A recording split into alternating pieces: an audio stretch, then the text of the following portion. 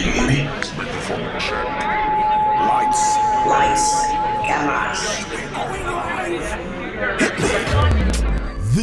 is swanky. This is lifestyle. This is culture. Welcome to the social center of everything culture. Culture Daily. Samini, and that's how we celebrate our Friday this morning. Let me say big shouts going out to all the people who are watching right about now, wherever you are doing the watching. Thank you so much for putting us at number one on your TV screens. You know we love you too, right? And we love Samini. Well, soon he joins us on the big conversation, and there's a lot to talk about. I don't know if we can exhaust that in 1 hour, but we'll try. Don't forget our socials is also hot and on fire on Facebook. You can go watch us, the stream on there. Plus on YouTube later on, the podcast will be on there. Plus tonight we'll play back for you at 10 p.m. You can't miss it. It's Jay Lenny Serial Olele live in the building. Get it? In the building. Get it? And I'm already excited. You know, Samini, like, it's been like how many years of, probably like 20 years plus, maybe more than, like, wow, yes, of good music back to back. Substance. And even presidents are passed and gone. Some don't even remember, but we remember Samini, right? Yeah, that's how powerful it is. Music, that's the power of music, and he's given us music. Look, for me, I want to ask him one question, guys, about how he felt when his face was on our scratch cards. Well, so many things to ask Samini about this morning on the big conversation. You can't miss it. Let me say one more time, good morning to all of you. Now we're going to count down for him to join us live in the studio and have the big conversation with us. Let's cut the visuals to the man, Samini. Batyo Samini walk live in the studio on that countdown from 10 to number 9 to number 8. I need to rise. 7, number 7, 6, number 6, number 5. I'm on a live. 4, 3, 2. You count down with me and you too. Samini live in the studio. Achibi. Achibi is an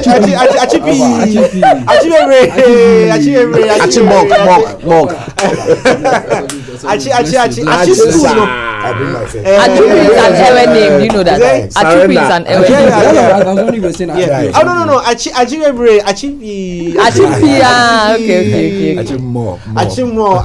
Okay. Listen, let me start off with where that thing came from. Suddenly, where did it? What happened? What's the story behind Achisa? I think I must have come back from UK some time back when we were in DC. We were in Asasiasi Studios, and that where was music cooks like beef. That was the slang that was going on, in the studio. All the boys like Bibia I say achi, sir. And then I'm the one that goes to interviews. So I picked that, without even knowing I'd picked it up.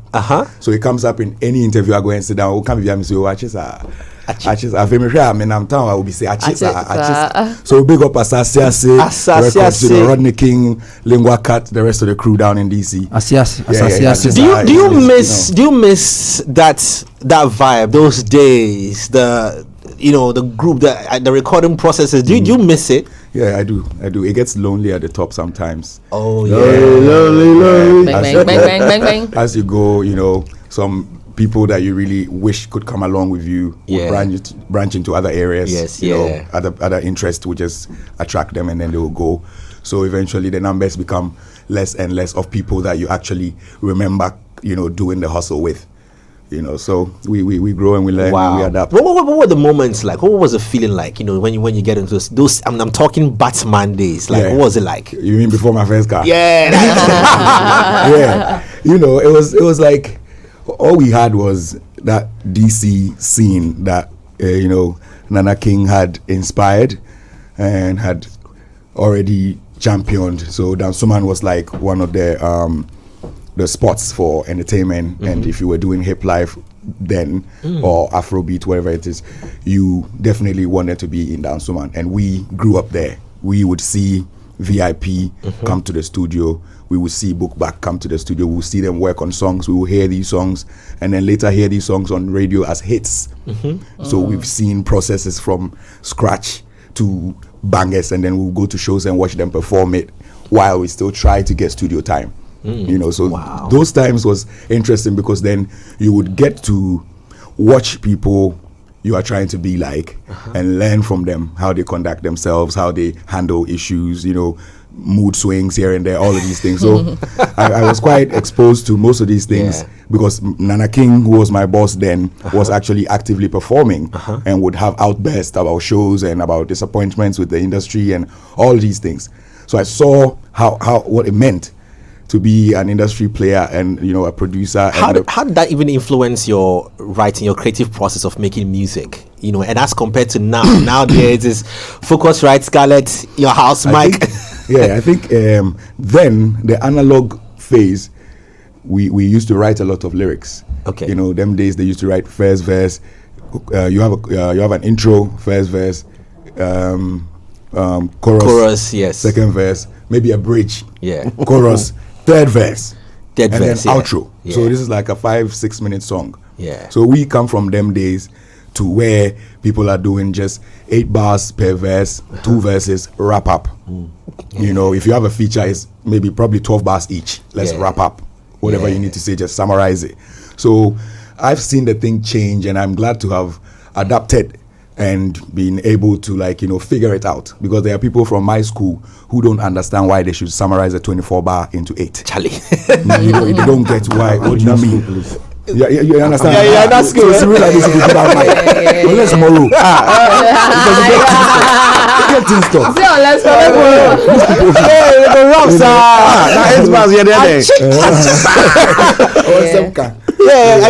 I mean, it's coming from, and that's what we need to appreciate legends like you, because you've still adapted to what the new school has presented, and you still find yourself very highly relevant in that space. It's been like how many years for you, Samini? It's been I must say actively over 20. Okay, so 2004 will be my official 20 years, because Linda was in 2000. 2024 will be 20 years next year, because Linda was in 2004. Oh my days. So I kind of leave everything from 2000 to 2003 as like the formative stage, and then 2004 as I got my own album to say this is mine.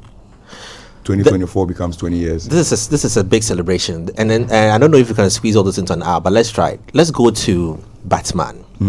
Let's go to the making of Batman. I want to even know where the name came from, how it came about. Right. To your first early recording days, which opportunities burst you onto the scene? Like I want to understand who was responsible for the engineering of the making of the brand Batman, and then we'll come to the transition into Samini. Right. It's a long chat. The story there will be long. It is. The nickname Batman came from the early fan world days. Oh. There was a phase where most of us were taking cartoon characters as names. That's where Yogi came from. Yogi is Yogi Bear. Oh. So Yogi Doggy took Yogi from Yogi Bear and then added Doggy to it. So there were different names, that characters. So I am Batman the Nocturnal. But BAT to me was best of all times. Okay. So I coined that. I found a meaning for BAT because I wanted to use one of these characters. It could be anything. So going forward, I kind of realized that you won't last under someone else's umbrella. So eventually you're going to have to rebrand. I knew that from classroom. So I already knew that, this thing they do, by all means, I'm going to have to call myself by myself before I can respond properly. So, okay, Lenny, go ahead. The rebranding went from Batman to Batman Samini and then to Samini. But also in realizing that you had to take on your own name or reintroduce yourself, with your own name. Why was there the need to still maintain the Batman in there in addition to the Samini before now singling out to say that, now I just want to be known by Samini? When people are familiar with a brand for so long and they love it so much, when you're trying to take it away from them, you don't do it suddenly. It has to be a subtle introduction, and then there has to be a transition. Okay. So I got the opportunity to work with MTN, and I was brand ambassador for MTN for over 8 years. So I saw what they did when they came as Ariba, Space Phone Ariba, and then Ariba. MTN. But it was through the same link. They wanted to make sure MTN lands. So for me, people knew Batman, and I was just about recording my second album, and I thought, you know what? Introduce yourself properly before it gets big. And that's okay, Batman Samini. And then lo and behold, the Mobile Awards came in for Batman Samini. But then Samini tagged with Batman before Batman went. So right after that, my third album, then I dropped the Batman, and then I said, this is Samini. And I think that's a beautiful transition. Nice, yeah. That's a very, very smart way of going about Strategic, it. You know. right? I like it. Overlap. I see something cooking from the brand marketing guy.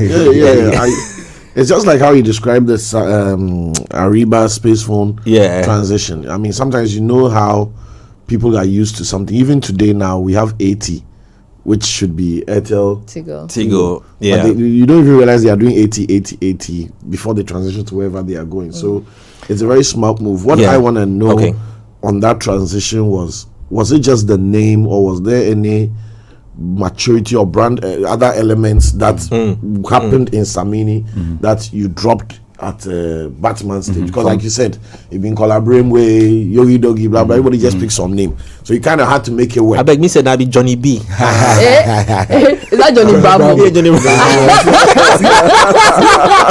It's so easy to figure that out. I don't know why you mentioned this, but you will regret. I want to promise you on air. I don't want to the way the thing they go. Johnny B. Wait, so Tiro, where did yours to come from? I will tell you for here. I put it down for my head. Wait to make the people do the drawing of The way go trend. The way go trend. I give somebody idea, or make somebody do that content before we finish the show. I die, Charlie. So I just want to know if some part of the music writing style, focus on content or anything changed from Batman to Samini. Yes, I mean there was a significant change and growth right from when I got the realization that rebrand to appeal to the international world. It already called for revisit your lyrics, revisit your content, revisit your delivery, because there were other cats on the street as well who were picking inspiration from what I was doing and kind of started to sound like me. So we had a few other, similar sounds around, so I needed to evolve from that. I had a technique that I used to record with that almost everybody that wanted to be like me or sound like me was using to record. You would take the first voice, you would take another one, and then you do backup vocals at all the ends, and then you do your harmonies at every rhyme, and then you find a nice hook to catch before your last 4 bars. Everybody caught that technique, so now I had to move from that to a more me sound. Could you give us an example on that? Which songs probably in that time had that this format in there? If he tells us, just play. You want to try, right? Okay. Exactly. If he tells us, we wouldn't have. I think, like for example, on my own, you did it on the kitty kitty part, the risi part, and that melody. So because I noticed that when people are listening to it, we all keep quiet and hum along until it's there. So I don't know if that's so that was a slight. Now you talk with my mind. That was a slight bassman element we put in there for throwback's sake, So so the sound changed, the brand changed. It evolved. At some point, I had to, wrap up my hair in a turban for about 2.5 years. There was that period. There was that period as well. Just to find myself. So then songs like Odo came out. When I did Linda, I got criticized for doing a vulgar song, sexually suggestive, so I didn't get my award. But then they gave it to Konkontiba, which featured me, which was also another thing. But the thing here was guess what? Today we are singing Linda. Same lyrics, different. Obo was diplomatic. He was able to defend what he was talking about, and then I said, I'm talking about sex. If you bring me tomorrow, I'll talk about the same thing. It's sex that the song talks about. So you give me the award or not? And they didn't give me the award.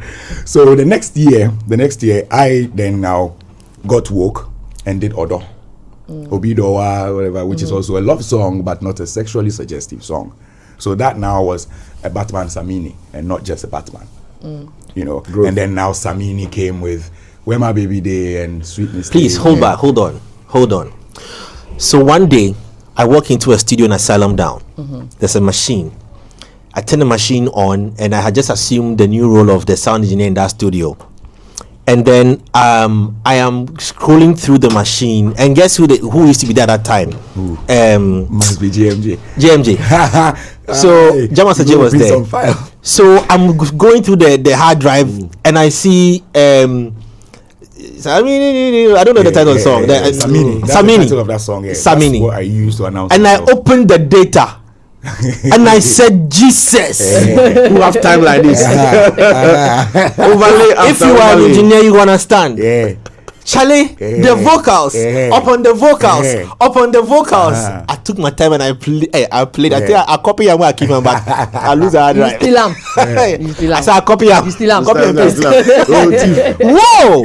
That song was a classic. That Afro-Caribbean calypso vibe blend. I needed to announce my presence as Samini. Yeah. So that you weren't afraid to do, to change rhythms at the time, like change rhythms, not to go with trends. What informed these things? I mean, I understand that there was a Samini brand that was very powerful, but still, it was still very dangerous to trend into areas that, Ghana wasn't necessarily jamming to songs like that. I've always been non-conformative when it comes to my, creative process.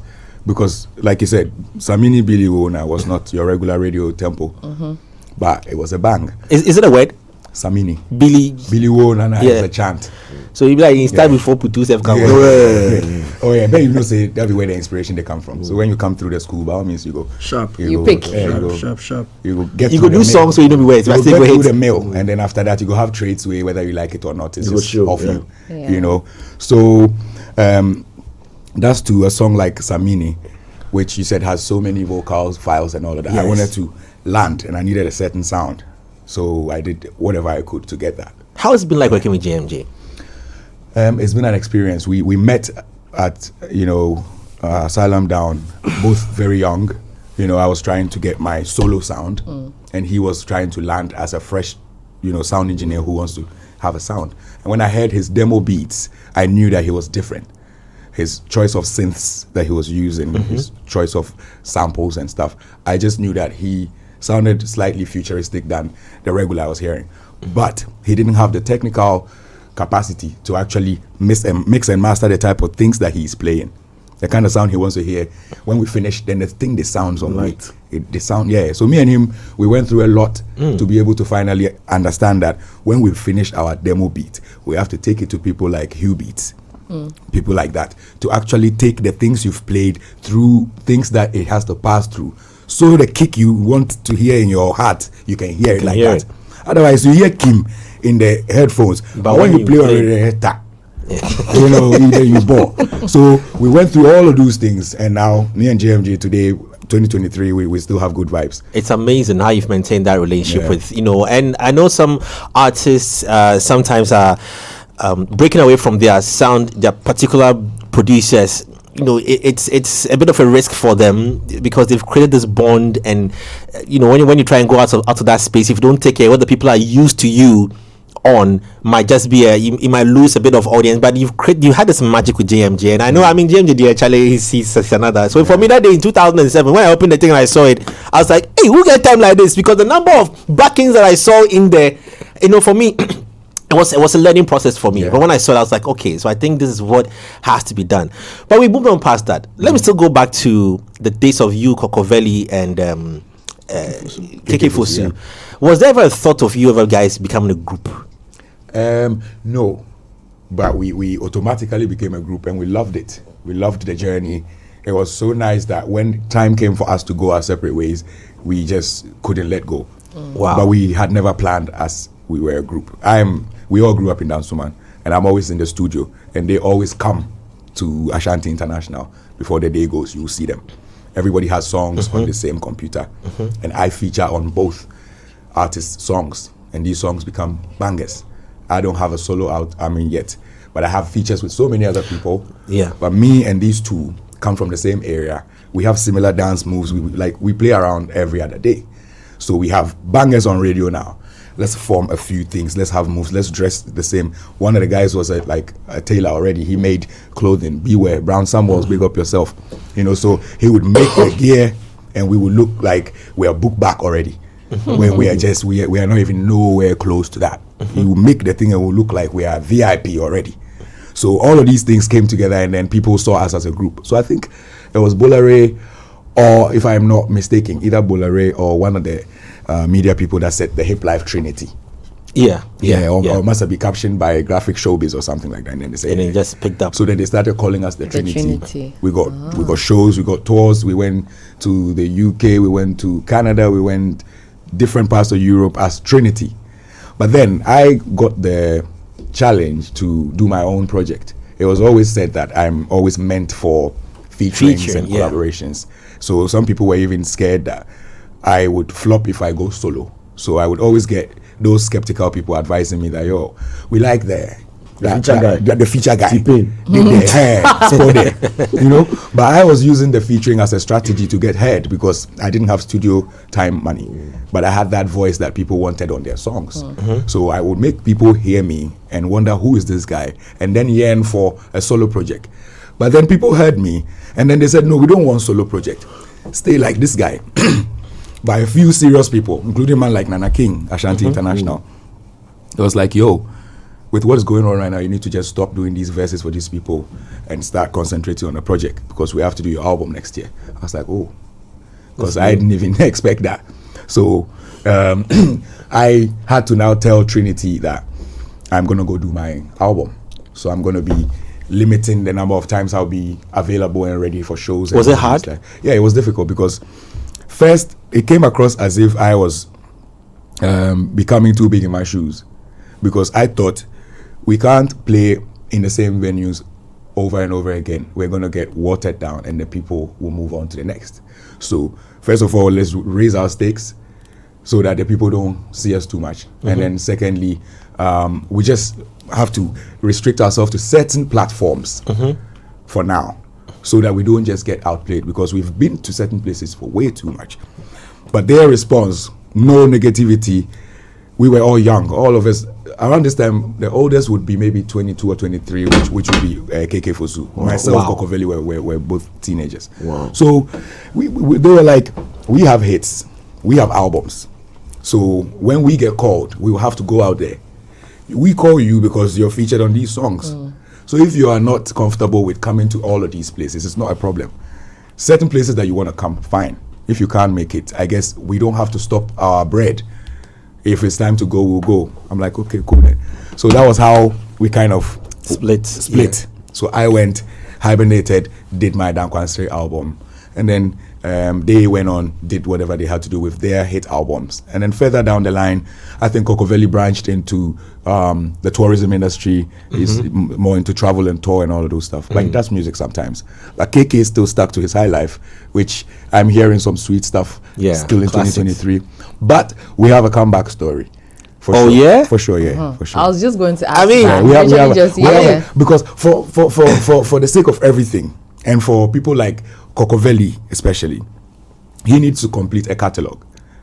If it's that one album that we did as Trinity, I'll do it in honor of Kokoveli and then we wrap up. Wow. Yeah. Wow. It's only right. Wow. That's the guy. That's the catalyst. Wow. That's the guy. He will write the least, but he will be the one that will push us the most to wake up. He's sober all day, all night. Coco is sober all the time. Wow. Yeah, no booze, no nothing. He was that one. Yeah. We were doing whatever it is we lay hands on. No hard drugs though. But we were doing whatever it is an average student teenager would do. Yeah. Coco be zero, all those things. And he's a guy that will wake you up on time because we forgo a certain place. He's a guy that will make sure we go to that interview. Coco will call me and tell me, hey, Yogi, ewo radio neso, ewo bola show neso. Fa dropping yan ko na ko fashion and fema me. Fa dropping. No fame. Me ko Yogi ti radio so boss this na I pack your top radio ni esi ni rem. Me do and my fire headphone na so. That was it. Yeah. Wow. Yeah. So man like Coco, yeah, I say your name 10 times. So wait, and then I wanted to find out, because you mentioned this part, the relationship between you and Yogi, right? Was it like a healthy competition? It was a healthy competition, but Yogi was shook because I was coming with too much heat. I was way too young. My voice was too big for my age. And I was just giving him a hell of a time. Right. And I knew Yogi's concept was that he would take a foreign song, translate the lyrics into Tree, and bust it for us. So where he got exposed was when he did Sean Paul's like glue. On the air, reaching out, like glue. But all the way from, because we listen to a lot of reggae, I knew that I had something above him, because I would freestyle, I would bust it from top of my head, and I would challenge you with different lines while we are there. Right. So we finished that show. Right. If I ever have to tap into my archives or my arsenal, it takes a lot. Right. Because sometimes I don't even remember any of the originally written and saved stuff. I'm here with you. We're there to do it. So that time, Yogi, I remember we went to it was DJ Black that was the host at Aviation Social Center. So then we did a freestyle thing back to back 3 times in a row, and then the crowd said, "Oh, the small boy won." And then I don't think Yogi was too happy about that. But then you know how people like to see fresh, and then before you know, they will sell you out for the fresh. So we all grow, and then we come and experience those things. So big up to Yogi. I respect his craft all the time, because he is one of the people that also inspired me. Because when we used to go to National Theatre, Fun World, it was Yogi Dogi, Suna Yona, Madfish, Borax. Yeah. Oh, Borax. I know, right? Of Bookback. Tiny, yeah. Yeah. These were the people. These people had access to the mic before I could get a chance. Where was Sonny Bali in all of this? Sonny Bali's story in this was after Fun World, Kidafest and everything. After high school, for me, I was hanging out at Gold House every other day. Okay. So I would drink, enjoy myself, and then when the DJ comes, he would just slot some instrumental, and then I would just be freestyling. Boss it straight. So Sonny must have come to get a cold beer in the afternoon, upset from the studio over some crap. And then I started to freestyle. I hadn't even seen him. And then he comes to touch me on the shoulder and say, come with me, let's go to the studio. Wow. Yeah. So we crossed the Gold House main road, walk through the Dansoma market. And upset Sonny Bali. In George Park for him here, he grabbed his baggy like that way. Yo, R.I.P. dog. Oh man. He grabbed his baggy like that way with the go here. Upset, but yeah, he find talent for roadway. We go enter the studio. He told Nana King, yo, you see this kid right here? If you see him around this block, he's looking for me. Wow. Yeah, because nobody could enter Nana King's house like that. You can't go through the gate. You see Kwame G, one short guy, Kwame G. Later on, he became my engineer. He recorded Jai Shea and Linda and all those things when Nana had traveled.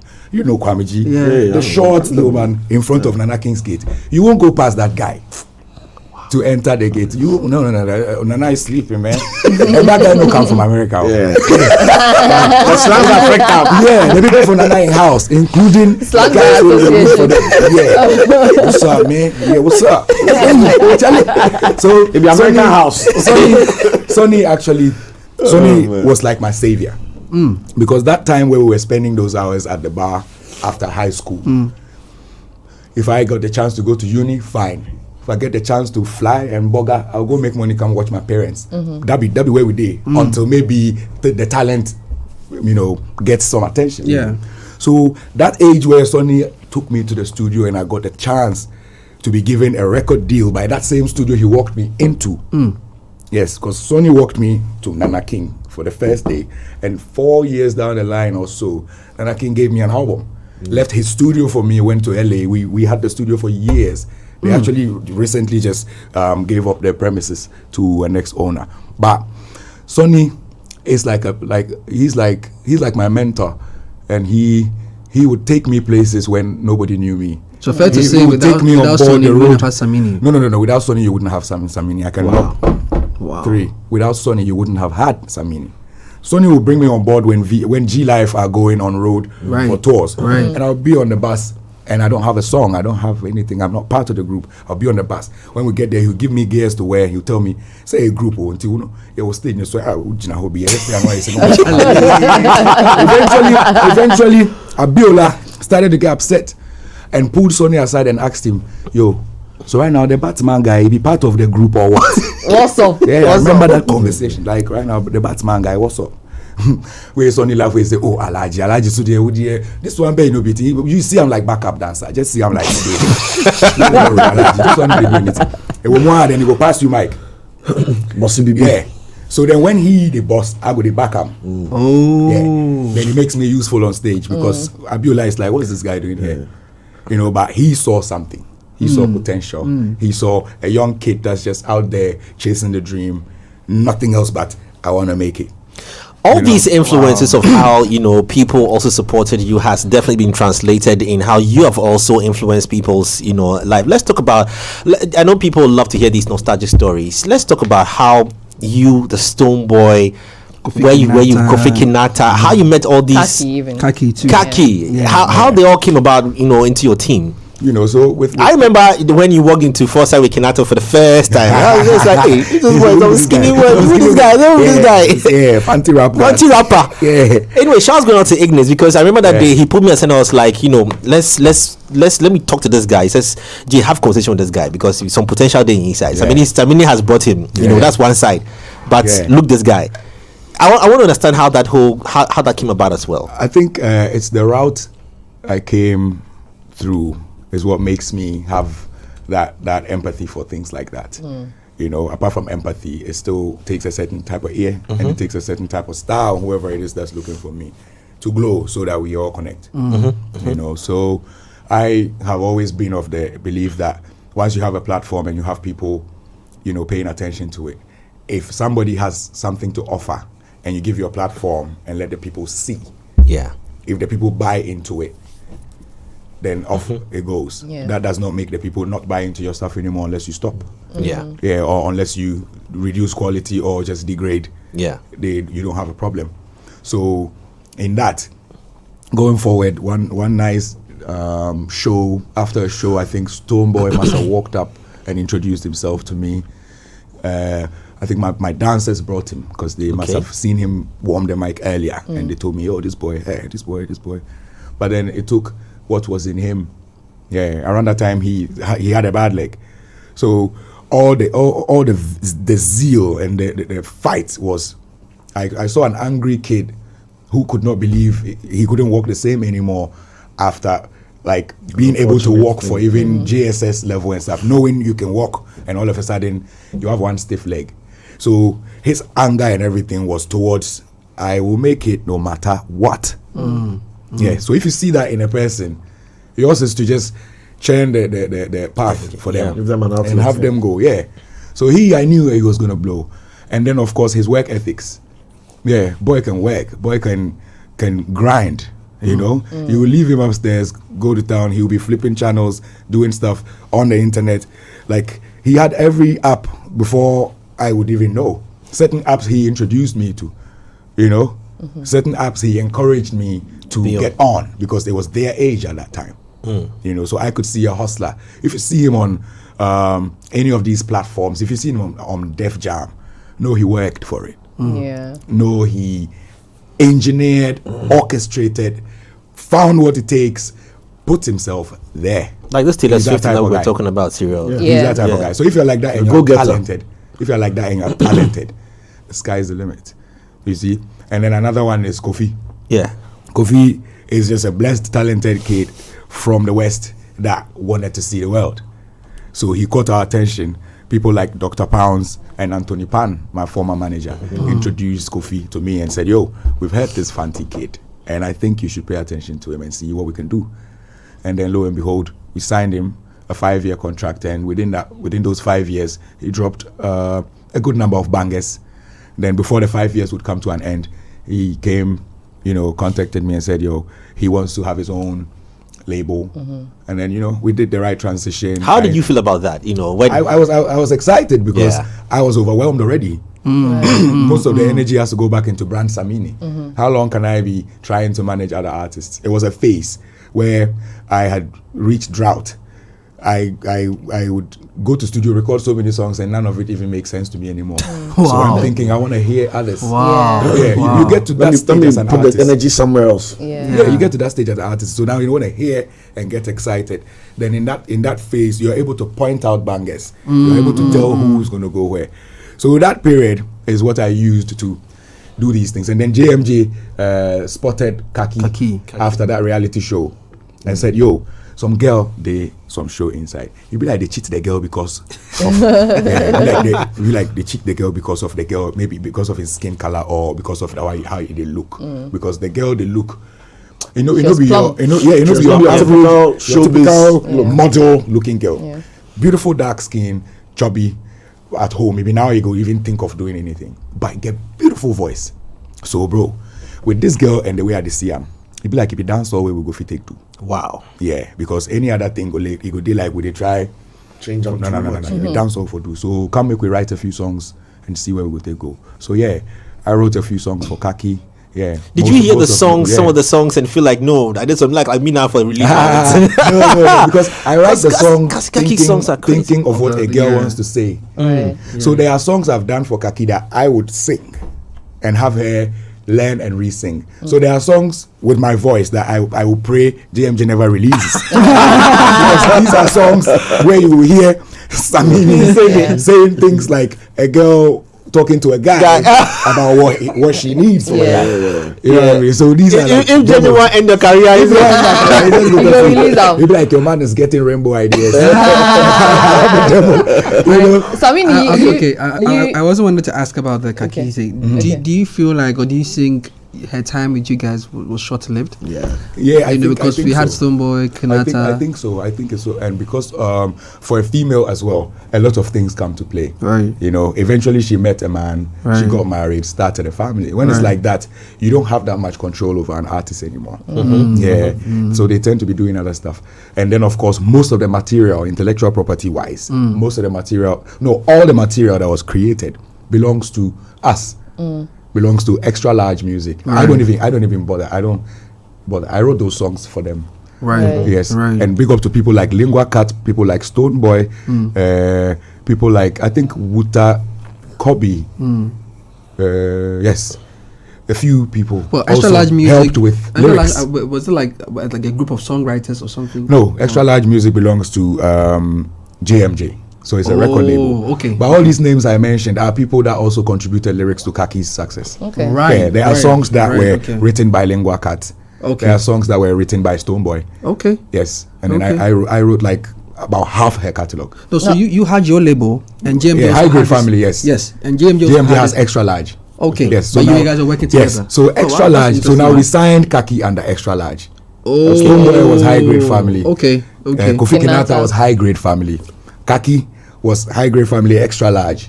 Okay. Oh, Okay. right. There was lots of collaboration. Collaboration. Right, that's right. what I'm trying to get Exactly. to. Something we So don't get when these the days, problem right? came, Yeah. when the problem came about Kaki's Kaki's intellectual property rights and whether she could use the material if she moves away from us and all of that, it became some sort of banter between her and JMJ. Yeah. By which time I wasn't seeing the thing as I'm gonna hold a certain Kaki because I wrote for her. But then a certain JMJ who is the main catalyst and the producer, who might probably feel used, has different sentiments about that whole thing. Right, You know, right. we have similar stories about different happenings that we might not want to use such platforms to share. Most importantly is that when we link up as artists and we work, artist to artist relationship, if an artist manages another artist, different things come up that we would like to brush off and then focus on what was won. What was won was the fact that I can sit here as an A-list artist and tell you I have 2 A-list artists that I brought onto the scene that are on the A-list with me. Yeah. Yes. Samini, Okay. you did your thing with Kofi Kinata and then Stoneboy and then Kaki, right? Are there any new crop of artists? or Before you even crop, someone is people- asking here, what of Mugis? I don't know if there was any. Yeah, Mugi's. Sorry, Lenny. So exactly, there's also a backstory to that. Mugi's was Gogomi. Yes. So Gogomi is on every of my first 4 albums Lenny, so sorry, please. as a rapper. So Gogomi was on the Dankwansri album. He was on the Samini album. He was on the Dagati album, and then I think Breaking News as well. As a Gogomi- rapper? As a rapper. So yeah, he actually came to Ashanti International with Killbeat. Both of them came to look for me at Ashanti International. I had traveled, Right. and then Nana King calls me and tells me, "Oh, one of your brothers has come here, and super talented. You need to hear him." But one funny thing is that Mugi's, when he was coming to Ashanti International, he came with his producer. At that time, he didn't come. He and Killbeat. You know his sound. He and Killbeat didn't come. He and Killbeat really come up to now. Still. Yeah. That's So nice. that alone gave me a certain respect that I just had for him, for his loyalty and his humility. He brought his guy along. So where we met, we became friends, we became brothers because he's also from the north. And then he tells me, yo, my brother is in London, he's gonna come. And when he comes and you see him, you know what I mean. You guys are like twins. Around that time, I had braids. And Payday had braids. He was, his name was R2B. R2B. So he is the extended. He just opened up and made it R2B. But he's their boss. He's the boss of Camp Yard. They all look up to. They all look up to Faisal. So when Faisal was in the UK, Mugis told me, "If my bro come where you see him, you gonna know what they talk about." I think we all grew and then kind of changed. You got bulkier, I got skinnier because you eat meat, I won't eat meat. But when I met Faisal, he was a rapper. Freestyle rapper. I would call his phone and battle him. I would just tell him, I just beef with him on the phone just because I like that vibe. So I told him, yo, Charlie, this boy, me and him, we've been doing this so bad. I just say you probably group, but they take the rap serious. I beg you. This guy, make you people do the thing right now because time they go. So I kind of spoke to Payday to start get serious because he is a sick rapper. So when he started with those comic raps and people were laughing, I was sitting back thinking, you people, you don't know. Do you know the amount of thinking? Do you know the amount of dexterity that went into that commercial flow that he put out? Because if he had come to hardcore Fincham, you guys would skip it. I knew there was a serious rapper behind that. Later when they heard I'm from back in the day, till today, when that song so the Mugi story is that I worked with Mugis for years, put him on different tracks, but I never signed Mugis. He was never signed under my label by his family. We come from way back, and we would always be family. I'm even looking forward to recording a current Afrobeat vibe with Mugis. Our last recording was Tempo. Tempo.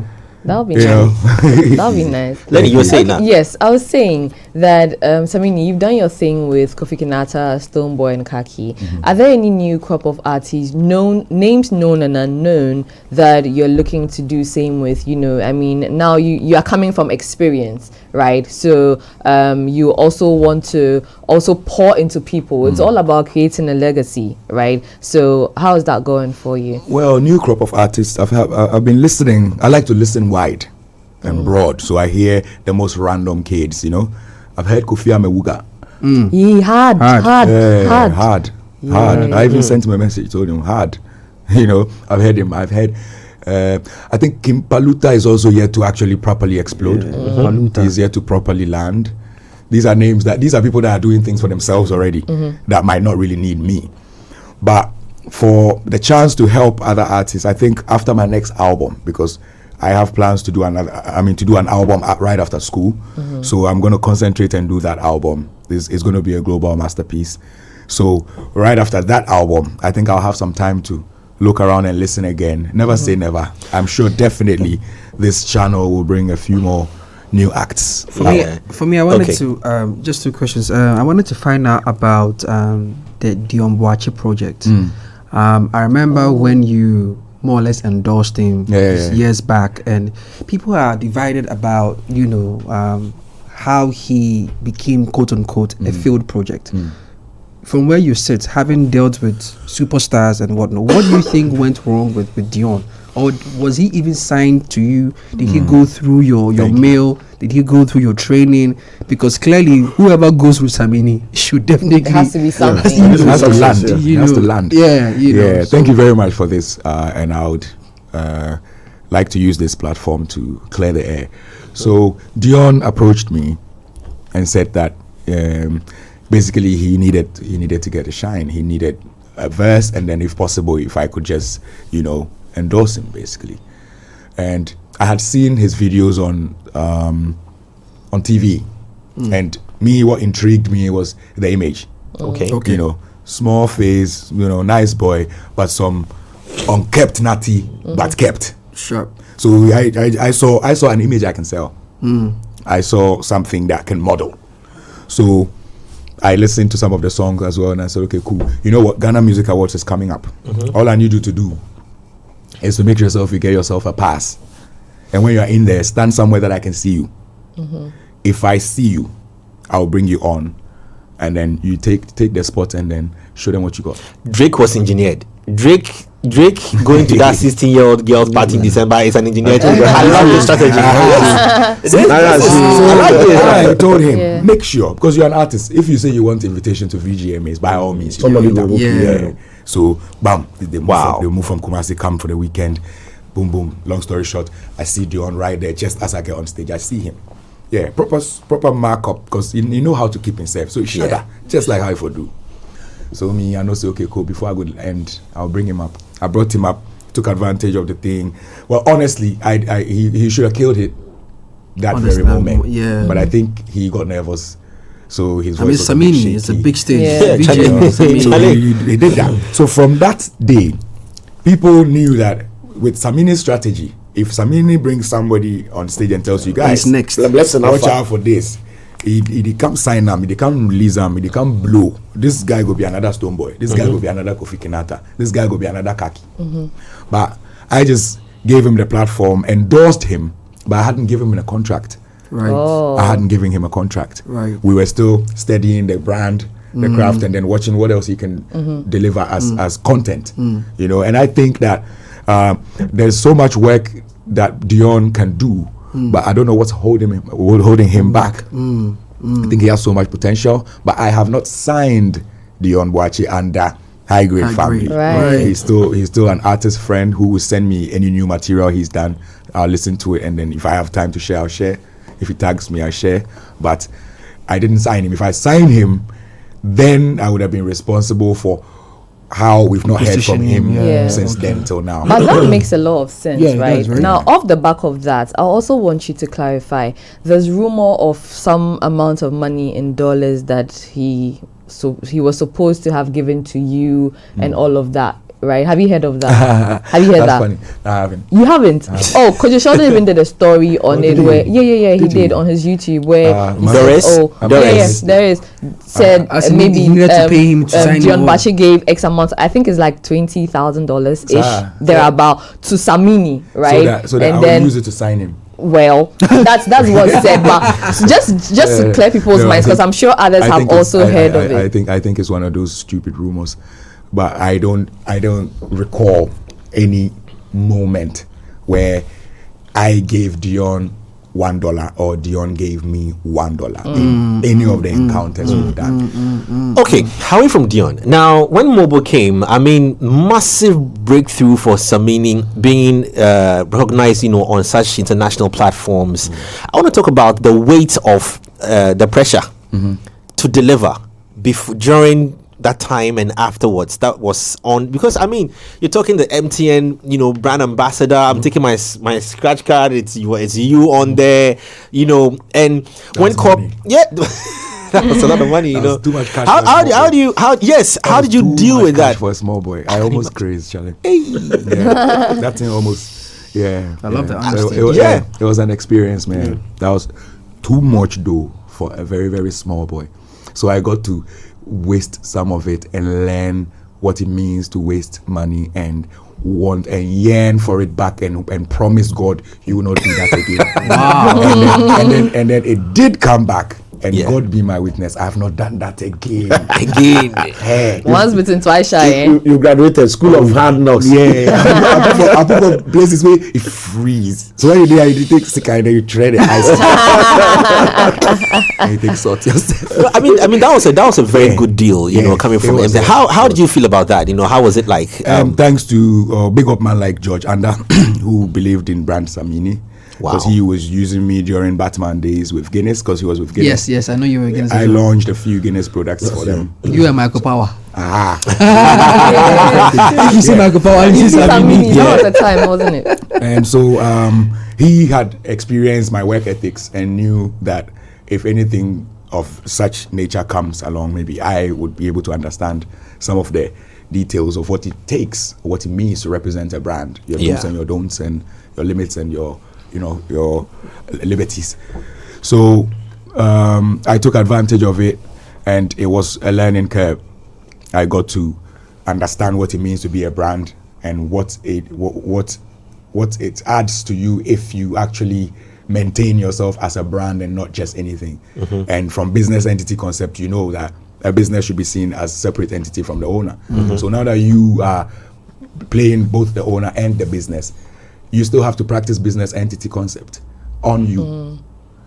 So all of these things I played around with, and then that's how I've been maneuvering. Samini, we are in a space where we are, I don't know whether we should say struggling or battling or trying to fit into this whole global music, African music of Afrobeats, and what originality meant or means to us. I mean, you've come from an era where it's been high life, hip life that has sold you to all those markets, you know, where that was our identity.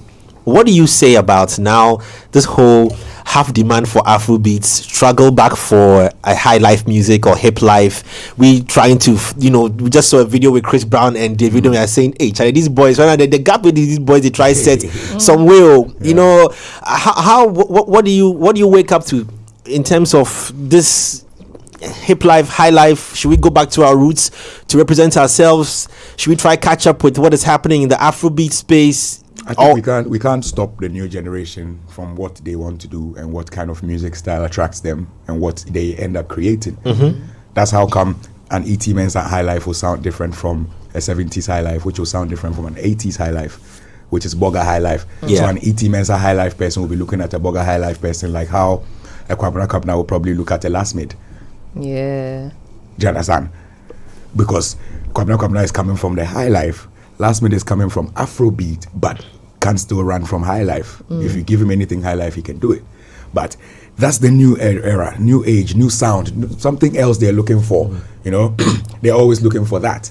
We have created what we have, and we are always trying to adapt to what they dig to find. Yeah. Because they are like looking into the future, going forward. So the sound keeps evolving. So it's fine. So much so that today's Afrobeat was our Afropop. Yeah. And Afropop emerged when we did stuff like Sweet Mistake. Yeah. You know, and those things. Yeah. And Shake Your Golo Golo. Shout out to Echo. And then 5 Dems. Yeah. Now you don't have Afropop. No. You have Afrobeat. You know, so looks like Afrobeat has been brought back as a terminology, but the content is different. The sound is different. Samini? Oh, okay. Everybody has something to ask. Okay, All right, go ahead. Which Samini are we expecting on the next? Samini. I go ask. Okay. On the next album, you should expect a more mature Samini, a grown Samini, and expect a more global and international sound. Okay, when you say grown Samini, is it going to affect in the lyrics? Maybe not Linda, because Linda today sell that pine. Of course. Pine. Oh no. Or you say, I'll hit it. Will there be any experimentation?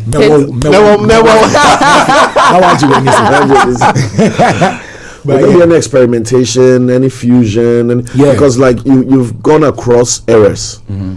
From back in the day, Ash in the Tray, Charlie. You've gone across eras. So I've been used to creating in my own space, and I've been used to not featuring too many people on my project. I always get featured on people's projects, but I do my own. And if you look at my list of hit songs, you could just pick about 1% of them that would have someone else featured on there. So this new album that I'll be doing, I'm gonna like embrace collaboration and working with like-minded people, strategic collaborations though, to be able to spread out and tap into the right. A little bit gave me a hint on one of the. I don't know. He hasn't released that song, so maybe, no, he hasn't released it. So I won't talk about the collaboration. Right. But a little bit took me to his car and says, "Jane, hear the Samini song." At the whistle, if it was George Quaid, Charlie, I heard a song, Samini. I said when that song, and I don't want to talk with you because you are going to leave him off air. So when that song, I just Jesus Christ, Charlie. But Samini, I think we need to listen. It is a Samini that you don't expect. Yeah, we need to give you credits for it's a song that you don't expect. Collaborations. So that be the album. That be the space where they try go. Do you know when exactly the album is coming? I'm looking at 2024, but I don't know for sure which month. You know, so strategic collaborations, like just widespread. I'm looking, the Angeliques, the Yuzus, I'm looking something even Egyptian. That's where the maturity. I don't know if it's the same album. I don't know if you remember this conversation on Clubhouse in 2020. You mentioned that you wanted to do an album that would sample indigenous sounds from the various regions in Ghana. That's it. Okay. So it's working on now. Yes. I see. Okay. So that means it's good because you said it was going to take a long time. This was in 2020 on Clubhouse. Yes. We are in 2023. Yes, and I was in school then. So we've been working low key on this project even while I tried to do this school thing. Yeah. So a lot of research rather than actually creating went into it. A lot of groundwork. And that's when we have the chance, we create something. Okay. I have two questions. I just want to round through real quick. Yeah. Time. Anytime I hear you speak on these conversations, the thing that comes out to me strongly is artist development. And it's not something we are seeing in this microwave fast food music space. From where you sit, as someone who has been able to raise two superstars, does it bother you sometimes that, the artists are, perhaps blowing up because of the TikToks and stuff like that, but the real process of artist development it's not there? Because Lord Kenya had an interview last month where he says these days the young artists who come on stage, their stage presence is crap. What you guys do back in the day and what they're doing now, it cannot even match up to global standards. I just want to from you as a stage performer, obviously musician all in all. I mean the songs are great, but in terms of stagecraft, artist development, image branding, and so on and so forth, where do you sit in all those things? I think to me, for someone that's coming from a live music background, it gets disappointing when you see people impress you on screens but go on stage and then do the totally opposite. It's just it's heartbreaking for me because you've done the song, you've used the TikToks and all the other media to reach the people. The people have learned how to sing the song. You've given them lyrics video, they've learned it. So now you've come to your own full auditorium for these people to sing your song for you, so you go home. How is that fair? You when you sing one line and everybody will sing, then your own song you are singing a different key. It's disappointing. When it's like that, you know that these are bubblegum artists. These are created in the studio artists. Exactly. They will write the song for you. They will show you the melody, and then when you put it down, they will use the right software to touch your voice, and then you sound like a star. And then they make the money they want to make with that star, that impact they create. They do that, and then after a while, it's bubblegum. You just take out the rubber and stick it somewhere else. But Samini, because of the time, his new one, Lenny, real quickly. There's a new one. There's a new song. I want to touch on that song real quick before our time wraps up. Good Vibes. Good Vibes. Tell us about it. Well, Good Vibes is just an announcement of my return on stage. So I'm just captioning myself good energy, good vibes. So I'm bringing good vibes to your homes, and I'm telling you guys that I'm back on stage, to give you more music. So this is just the first of plenty more to come until I drop the album. Yeah, so I shot this one in Dubai last month or so. Yeah. Wow. Yeah, and it was produced by JMJ. Look and feel, I love it. Thank It's you. got that I say how is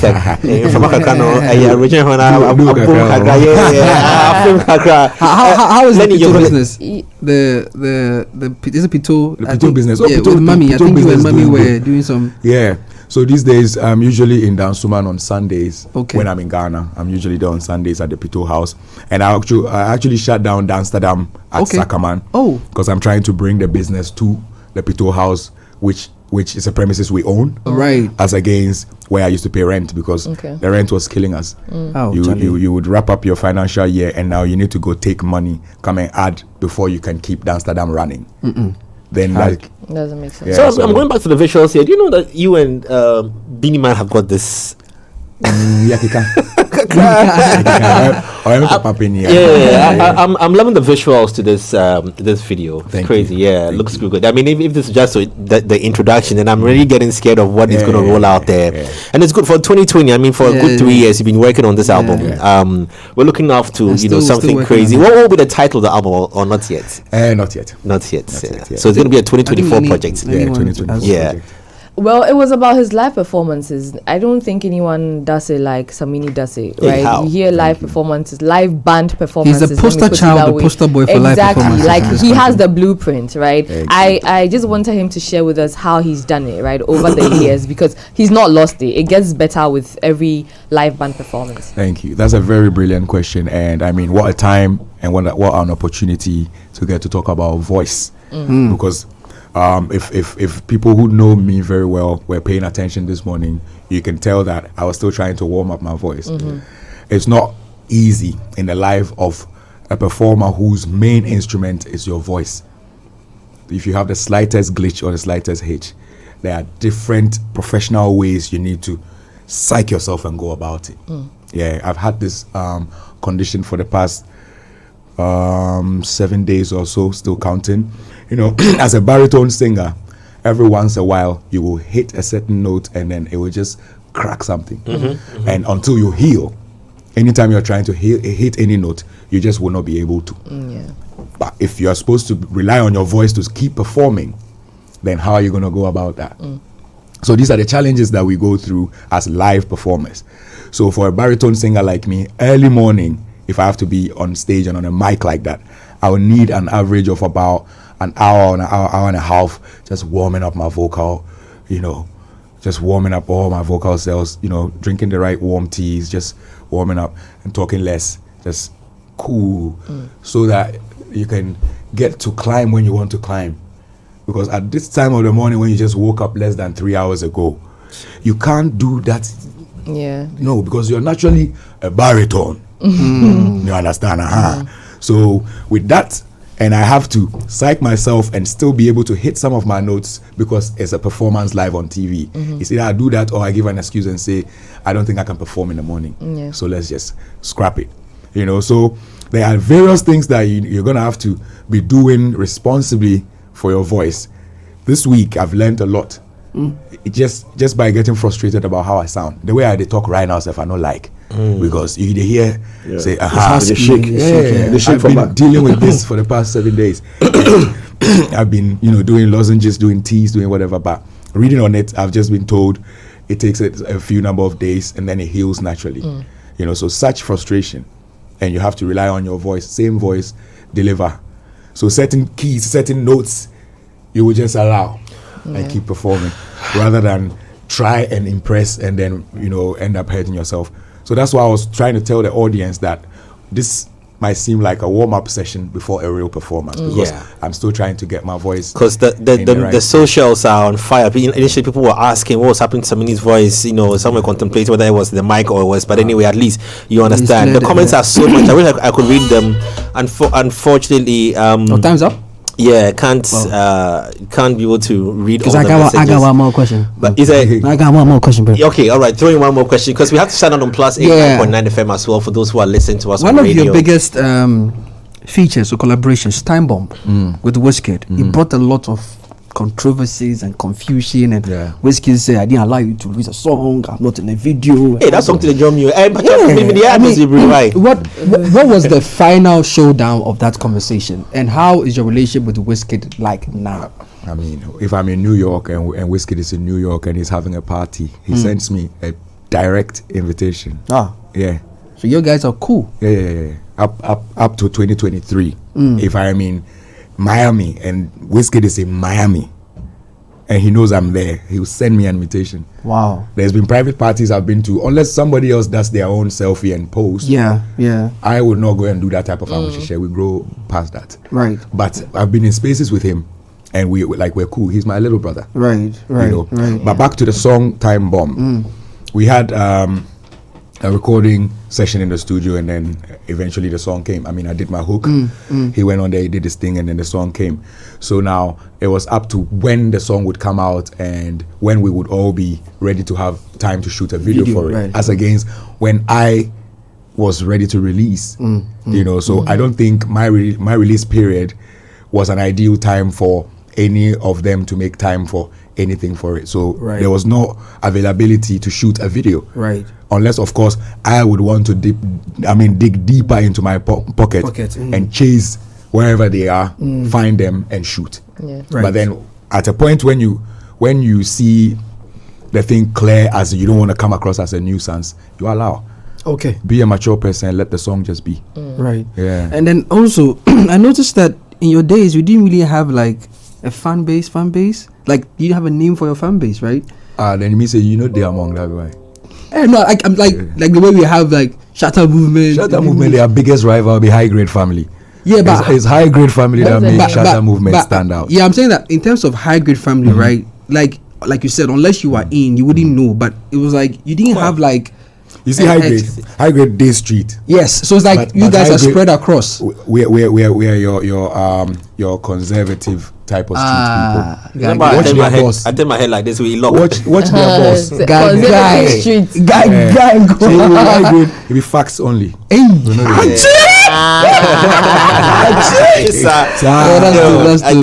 This has been a good one.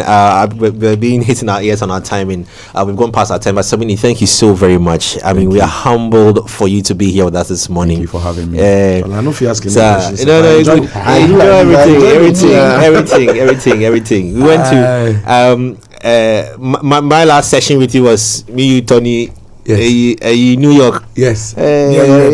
Shows for that. Then we be Hashimi show.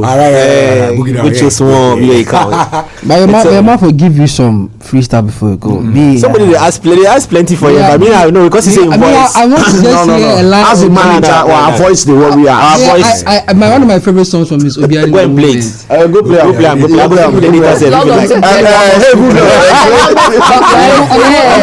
I think Samini, on a more serious note, this is like a personal request, right? Could you do like a workshop on artist image branding and opportunities in the corporate environment? He will. It's in the pipe. Yeah, it's one of the things I would want to add after I came out of school, because I picked a lot from things. School All right. in that area. Yeah. Okay. So All right. looking forward. Okay. Our time is up now. We have to really run. But Samini, thank you so very much on this. Me. It was a pleasure. Thank you very, very much. Anyway, so coming up next, listen, it's a weekend. Silverbird Cinemas is flying high with loads of movies for you to go watch.